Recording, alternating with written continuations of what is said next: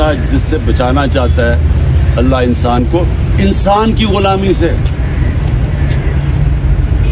یہ دعویٰ ہے میں کسی کے سامنے جب نہیں جھکوں گا تو کون جھکاتا ہے؟ کون؟ فرعون کہتا ہے کہ میرے سامنے جھکو.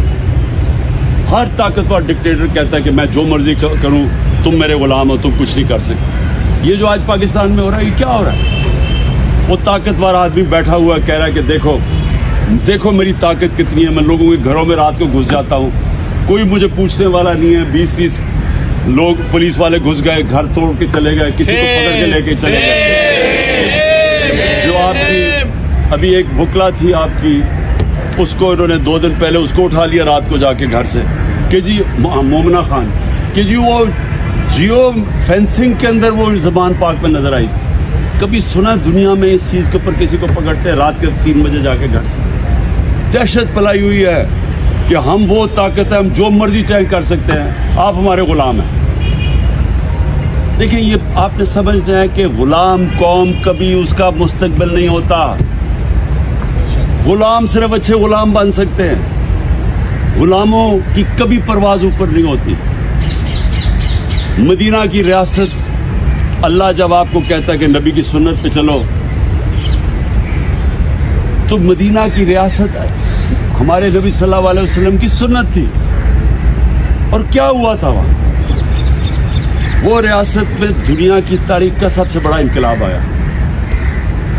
یہ سمجھنے کی بات ہے, میں اب دین کے سے ہٹ کے آپ کو بات کر رہا ہوں. میں ایز ایک تاریخ کا تجزیہ نگار بات کر رہا ہوں.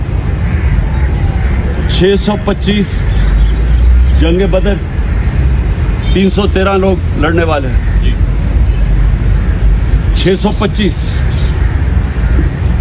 636 11 سال کے بعد یارموک کی جنگ ہوتی ہے. دنیا کی تاریخ میں ورلڈ ہسٹری میں لکھا ہوا ہے.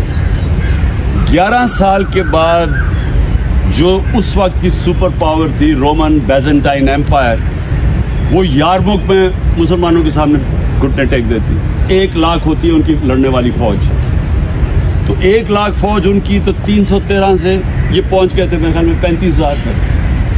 تو 35,000 کے سامنے سپر پاور پہلی گرتی ہے. اور اگلے سال قدسیہ میں جو دوسری سپر پاور ہے وہ ان کے سامنے گر جاتی ہے. 11 اور 12 سالوں کے اندر 2 سپر پاورز گرتی ہیں. اب ذرا یہ سوچیں کہ وہ کیا انقلاب آیا تھا. وہی لوگ تھے, وہی عرب تھے جن کو کوئی پوچھتا ہی نہیں تھا. تو وہ کیسے ایک اتنا بڑا انقلاب آیا کہ وہ ورلڈ ہسٹری کہتی ہے کہ ایک دم دنیا کی تاریخ بدل گئی. اگلے 700 سال تک دنیا کی سپر پاور بنے رہے. تو یہ میں آپ کو صرف اس لیے بتا رہا ہوں کہ انہوں نے سب سے پہلا کام انسانوں کو آزاد کیا تھا,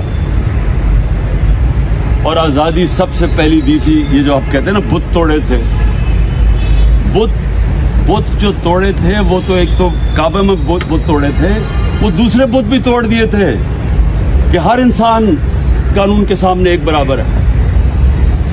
ایک حضرت عمر کے دور میں واقعہ ہوتا ہے, ایک شہزادہ مسلمان ہو جاتا ہے, طواف کر رہے ہوتے ہیں خانہ کعبہ کا, ایک غلام کا پیر آ جاتا ہے اس شہزادے کی اس کے اوپر چوغے پہ, وہ اس کو مارتا ہے.